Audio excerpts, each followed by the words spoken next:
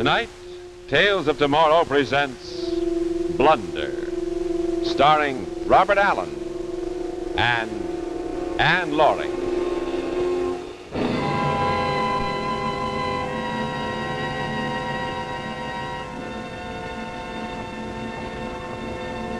Ladies and gentlemen, this is the Earth.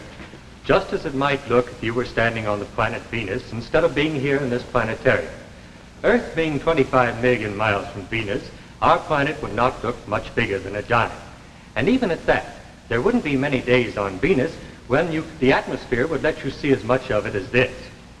Now, we have had so many questions about what might happen if an atomic explosion got out of hand, or if a comet came swinging our way and made a collision, that we have made an arrangement to let you see how it might look from out in space. Of course, you must understand, this isn't anything that's going to happen. The interesting thing is that it wouldn't look like much at all, even if it did happen. Just some light flaring up like this. And perhaps going on that way for a few million years, or maybe just scattering off into gas in no time at all. The mathematical odds against a comet or a wild star swinging into the Earth's orbit are enormous. And of course, there isn't any human being foolish enough to touch off anything that might get all the way out of control, even with the A-bomb and the H-bomb. No, scientists believe that the end of the world, when it comes, will be a natural one, not man-made. And it will not come for a matter of some 15 billion years. So I suppose we can all just sit back and relax. Of course, there isn't any human being foolish enough.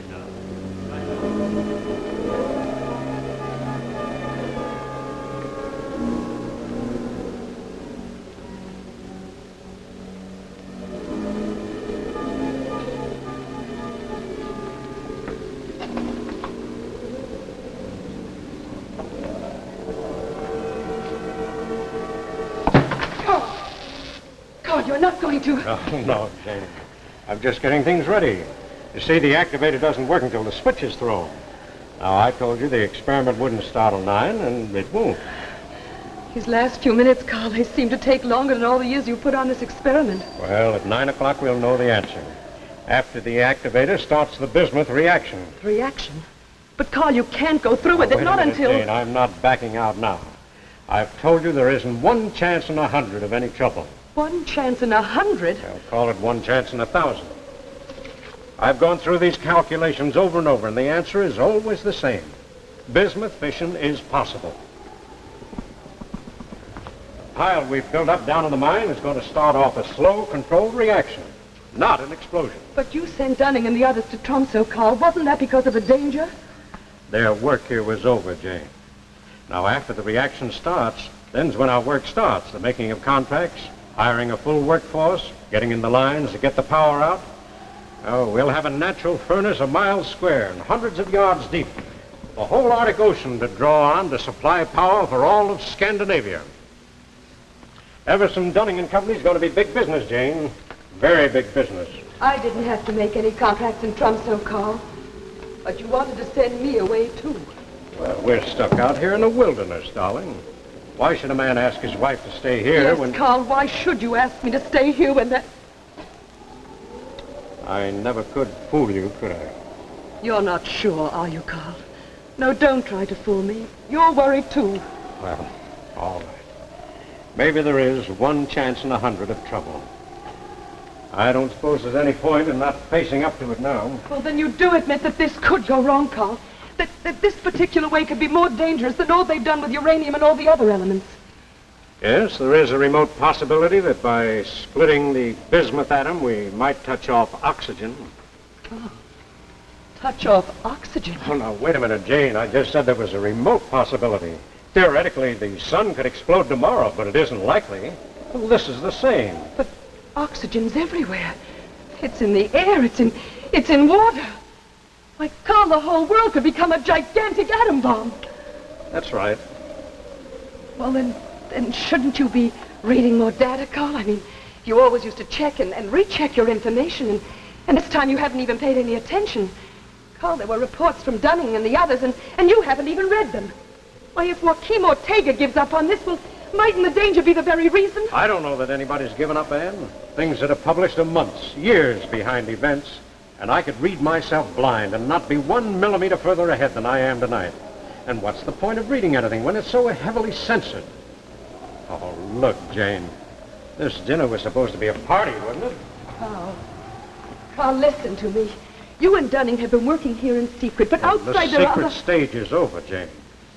My final report has probably already been published. Ortega and Stackpole have most likely already seen it. Now, if they want me to hold up the experiment, Jane, it's too late. There's a time for study and a time for action. We've come to the time for action.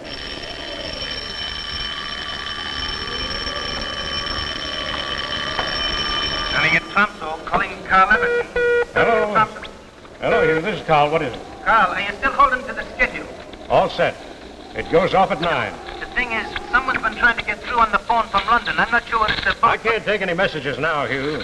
This is important, Carl. I'll get in touch with you when it's over. I'll be busy till then, so don't try to call me back. Carl, listen to me. You've got to...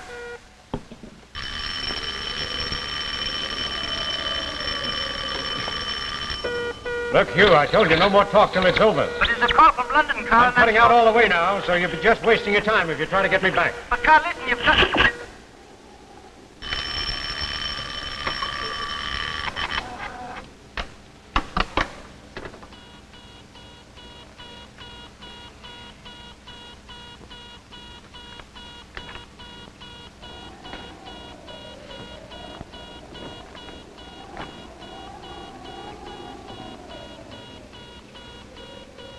Well, here's to the fission of an element they said could never be split.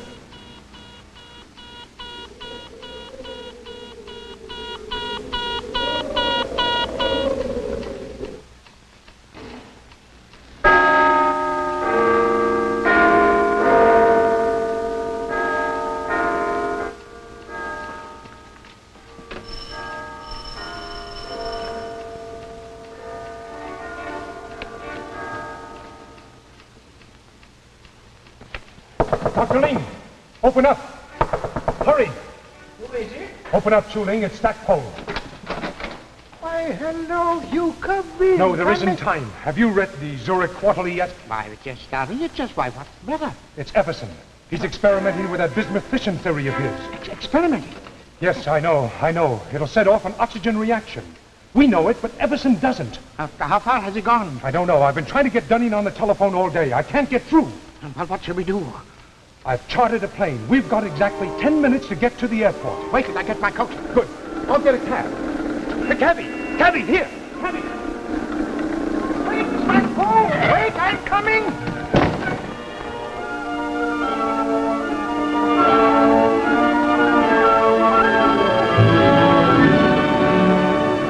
Grandfather, I think you better... In the old stories, Elena, the princess always kissed the one who was sleeping. Grandfather, I didn't mean to wake you. I was just leaving the afternoon mail. Oh, I'm wrong. It was always the princess who was kissed. The famous Dr. Ortega is never wrong. There, and if that makes you a sleeping beauty, don't blame me. At my age, Elena, names mean little, kisses mean much. So whenever you see me dozing, this cable came with the mail? Yes, it came about a half an hour ago. I was wondering whether I should wake you, and then I thought... Is it bad news, Grandfather? Grandfather, the cable, is it bad news? It's from Stackpole in London. He has seen a new report by Everson. Elena, Yes. the Zurich Review with my article on bismuth. The issue should have been in Stockholm and Oslo for almost a week now, no? You've asked me that before. It's been out there since the 12th. If Everson has seen my article, he can't be so insane as to go ahead. It was in warning to Everson that I wrote the article. Got the material declassified exactly for him to see. He must have seen it by now. He always reads everything that you... Yes, Everson always used to read everything in his field. But he has been cut off from all of us up there for years. Crumbs from our table. That's all he has been able to get his hands on. But this time, crumbs aren't enough. He has made a mistake. Grandfather, is it a bad one? He's going through with his mine project. The one I wrote this Zurich article to warn him against. When will they learn that censorship works both ways? You mean he might start off a chain reaction that couldn't be stopped? There are no absolutes. It might stop when... When the Earth was gone. When the oxygen was gone. The Earth and all life on it would go too, of course. You said this is what might happen. By my equations, the probability is, well, call it a matter of some 200 to 1. You mean one chance out of 200 that Everson's reaction might get out of control? It's the other way around, Elena. The other way around.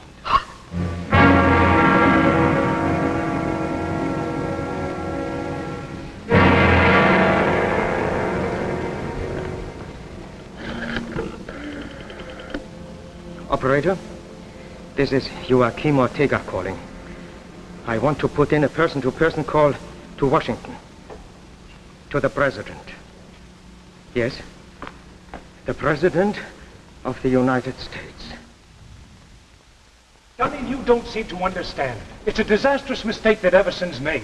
Chuling and I have flown here from London to try and stop him in time. Aye, that I can understand. They're all great lads for stopping things. You can read it for yourself here in this article Ortega put out. Everson hasn't allowed for the factor of K under pressure. I'm an engineer, Stackpole, not a nuclear physicist like yourself and your friend here. I've read your article through twice, and I can see nothing that affects our plans at the mine. If you will excuse me, Mr. Dunning, there might not be 20 people in the world who could understand this warning which Dr. Ortega has written. But Carl Everson is one of them. If he is proceeding, it can only mean that he has not read the warning. I've sent on every scientific journal that's come to us here in Tromsco. If ye say that the journal's been out for since the 12th, well, it's been in Carl's hands now for 3, maybe 4 days now. Dunning, we're wasting time, and there may not be much of it left for any of us. You said that you were in touch with him not 10 minutes ago. Will you please get in touch with him again? I'll tell him that you didn't want us to interrupt him. I'll tell him that black is white. Anything, if you'll just let us read these equations to him. Gentlemen, I'm sorry, but I cannot do such a... Beg your pardon, Mr. Dunning. We haven't much time left in which to avert this error. The radio, if you please. Well, I'll be... The radio, if you please, Mr. Dunning.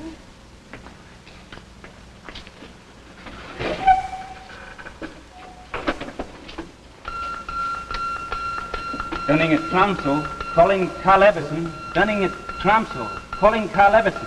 I can tell you now there's not a chance till after the test. What time is it scheduled for? 9 o'clock tonight, but Carl said he was cutting out his receiver till afterward.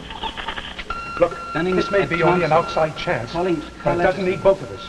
You can talk to Everson if Dunning raises him. How about you, Jeff? Well, I've made arrangements with a Norwegian Home Minister to let me have a plane to get through to the mine, and paratroopers to make the drop in case we can't land. You stick on here and, well, just wish me luck, will you? I wish you lots of luck, Jeff. Goodbye. Calling Carl Everson. Dunning at Tromsø. Calling Carl Everson. Dunning at Tromsø. Calling Carl Everson. Carl Everson. Look, Jane, can't you remember that this is a celebration? In exactly 18 minutes, we'll be showing the world a wonder that'll still be supplying light and heat and power for centuries to come. What about the children, Carl? What happens to the children of the world? Well, they'll be born into a world of plenty. Food, heat, shelter for all. No, I mean, if this goes wrong. It can't go wrong. But, Carl, if it does. If it does, Jane, and that's a very big if, there won't be time for them to suffer. Think I'd like my drink now, Carl.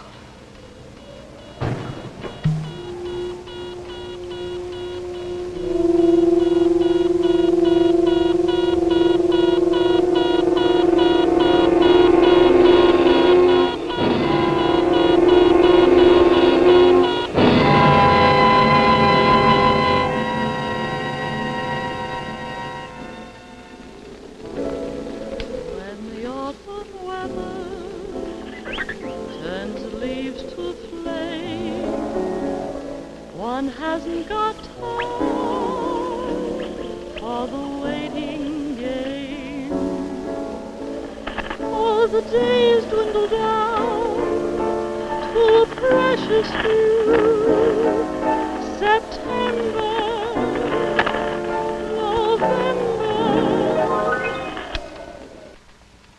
And these few precious days I'll spend with you. These precious days I'll spend.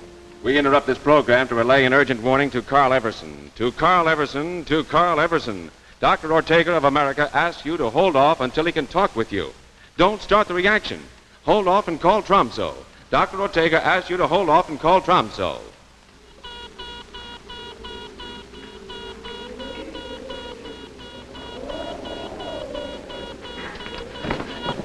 Dunning and Tromso calling Carl Everson. Dunning.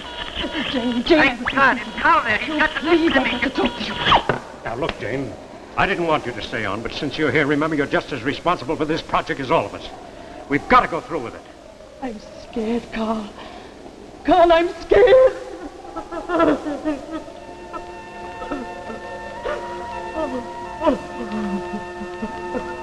I'm sorry, Jane. I just keep thinking about those children. Look, don't you think that I think of them too? Look, Jane, there was a time when I would have waited to check with Ortega and Stackpole. But now it's different. There's a limit to what I can tell them. There's a limit to what they can explain to me. They publish things, sure. Yes, darling, they do publish a little, but what? But it's just the scraps, darling.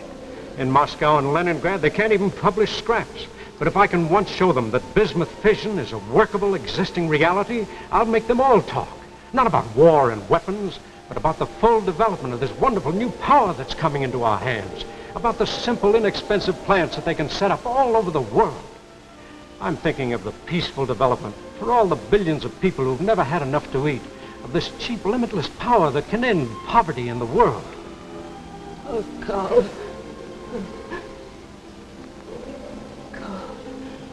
Carl, that's a wonderful dream.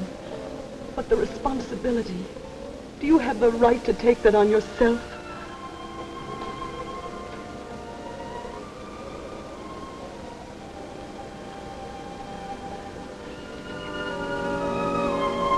Dunning said that someone was trying to reach him from London. Well, mightn't there just be some factor that you haven't taken into account? Oh, darling, if you just talk to Hugh once more. What good will that do, darling? We know this is going to work. It's for all those children, for the whole world. It's got to work.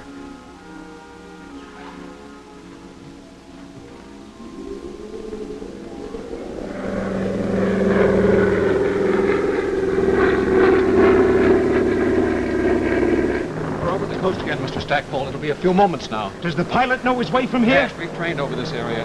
15 or 16 kilometers, we'll be able to see the mine buildings. Good.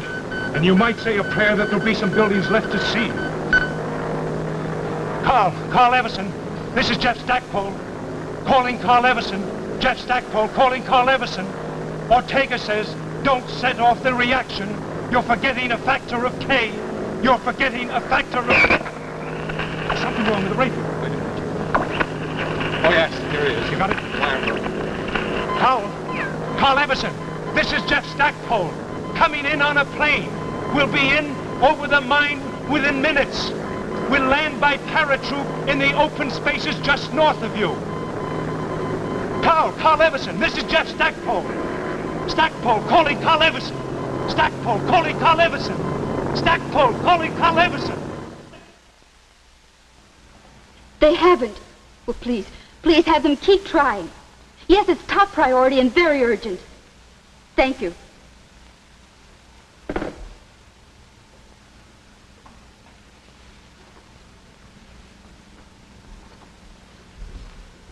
They've got Tromso, but they can't get through to Everson. Chuling's there with Dunning, but they can't get Everson to answer. Stockpole's gone in by plane. He should be dropping to him within minutes. Good. My dear, I think you are in trouble. You think I... It's your move, and I suspect you are going to lose at least the bishop. Grandfather, you just said that the whole world was in danger, that within minutes we all could be blown to nothing. And yet you can sit here over a chessboard and say...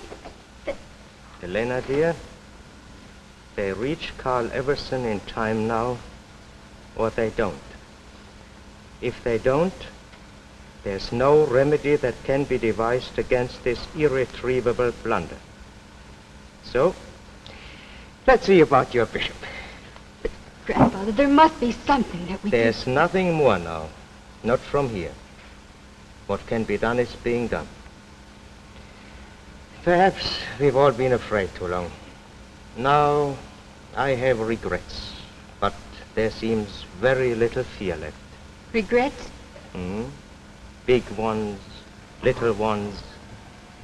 I could wish to have seen you married. The new strain of melons we are trying out in the garden, how they'll turn out. Those are two of the big ones. For a small one, here's a formula on the properties of magnetic attraction at low temperatures that I would have liked to work out just a little further. But magnetic attraction has nothing to do with bismuth fission or perhaps with anything. But I'm still curious. Grandfather, you can put your mind to a new problem when... When I should be attacking your bishop and queen. Elena, I'm sorry. But it's still your move. You think I'm going to lose the bishop? Just watch.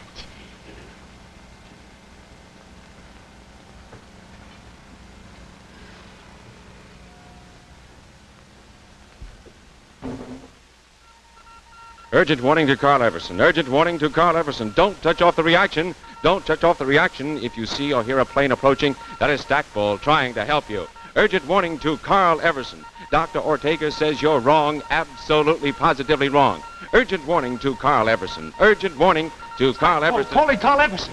Stackpole, calling Carl Everson. Jump.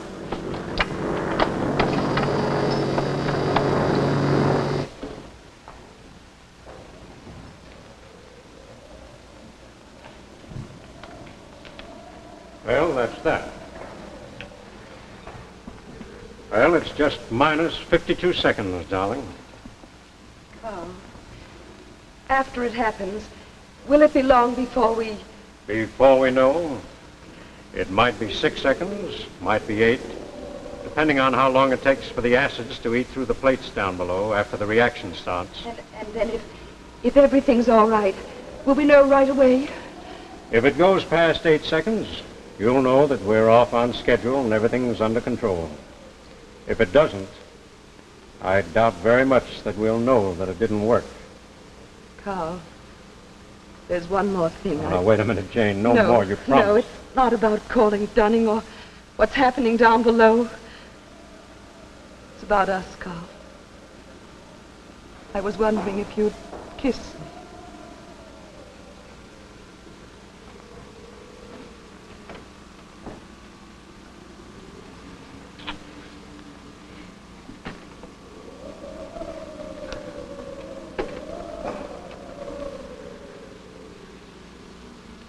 Jane, if you say now that I shouldn't... No.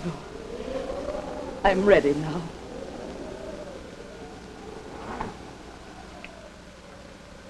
It's time.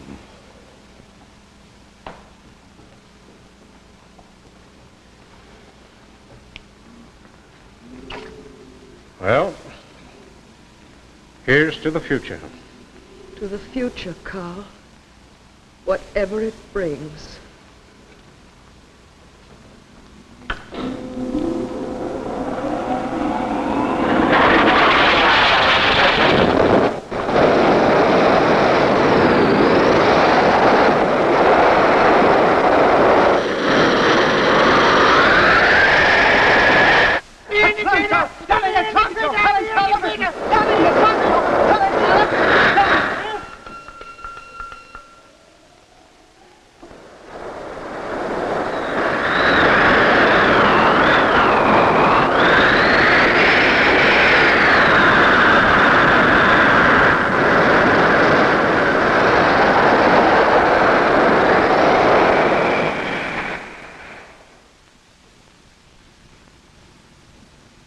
And of course, there isn't any human being foolish enough to experiment with atomic fission. Our scientists know exactly what they are doing. there isn't a possible chance of a blunder.